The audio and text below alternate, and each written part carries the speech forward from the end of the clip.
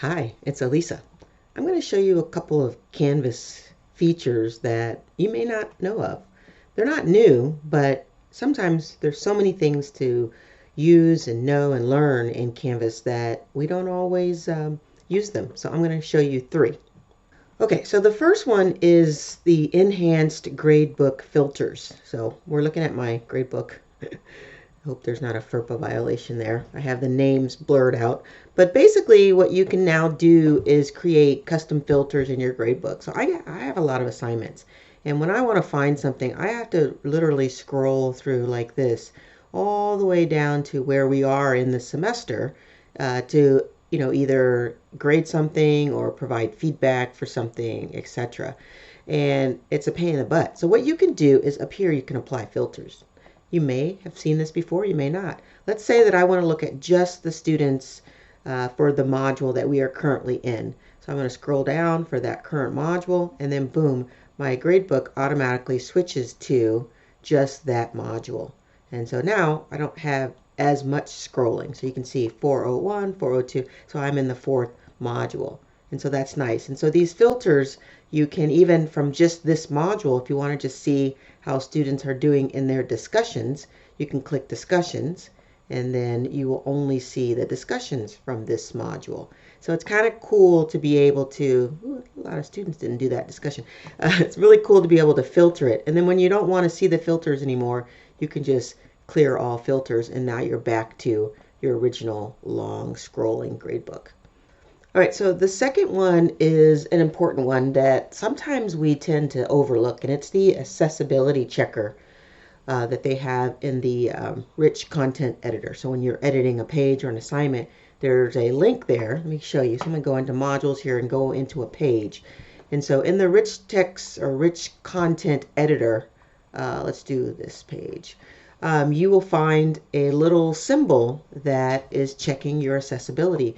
So let's go into edit. So this is just a regular page with some content on it. And then when I go into edit, right here underneath my editing window is this little circle with a man in the middle, or it could be a woman, and it has 20. So there are 20 things that are wrong in terms of accessibility with this page. And so when I click on that, it will bring up each one by one. And so on this page, I have a lot of decorative images. So this is the image that is picking out right here. And remember, for accessibility, you have to have a tag or, a description of every image, unless it's just decorative. So this, in this case, is decorative. And if I just click this, I can apply that and move on to the next one. And so in this case, I'm in trouble because I like my color scheme and it doesn't like the text color. So it's telling me that I should change this text color from white. I don't know what I would change it to, but I just wanted to show you how this works. If I don't want to change it, I'm just going to skip it and go to the next one. And most of mine are those images and these text colors. I'm trying to make it look nice, and by making it look nice, it's not necessarily accessible any longer. It also says that my text is smaller than 18 point or bold 14 point, and it says it should display a minimum contrast ratio of 5:1. So a lot of this doesn't quite make sense, but it is just warning me that I should probably check into this and see what is actually wrong and make changes if necessary. All right, so the third one I think most of us have already known about, and I've already made a video about it, but it's the Canvas Student Analytics. Especially for those of us that are teaching online, the analytics are going to be very helpful. So I'm going to click on this tab that says New Analytics. So there's lots of good information in here that you can see. So it tells you your class average. Mine is 86.8%. And you can see that these dots here represent assignments. So you can show assignments, discussions, and quizzes.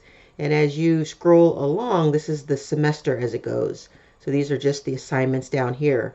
And so as this semester goes along, you can see what students are doing well and what students are not doing well. And so when I see one that drops way down here, I like to look at it. And so this was an optional one. So that makes sense that not very many of them completed it. So the week 5 check-in bonus.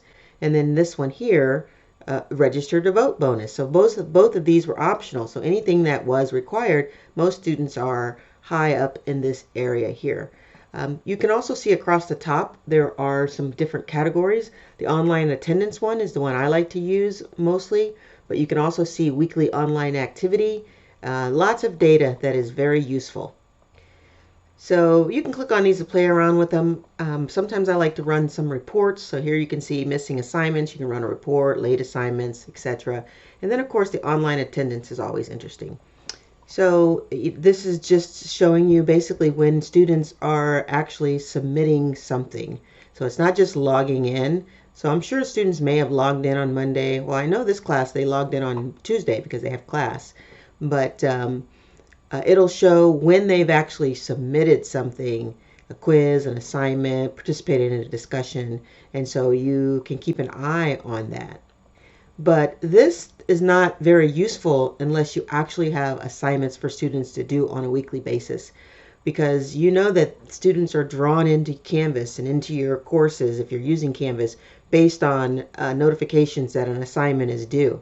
If there's nothing that's due, they don't care about all that other great learning materials that you put in there. So you have to make everything an assignment. And that's generally what I do. They have 3 assignments weekly that they do, and one of them is in class on Tuesday because it's a hybrid class. So basically, these are 3 techniques, tools, tips, whatever that you may or may not have known already about Canvas and might be useful for you. So thanks for watching.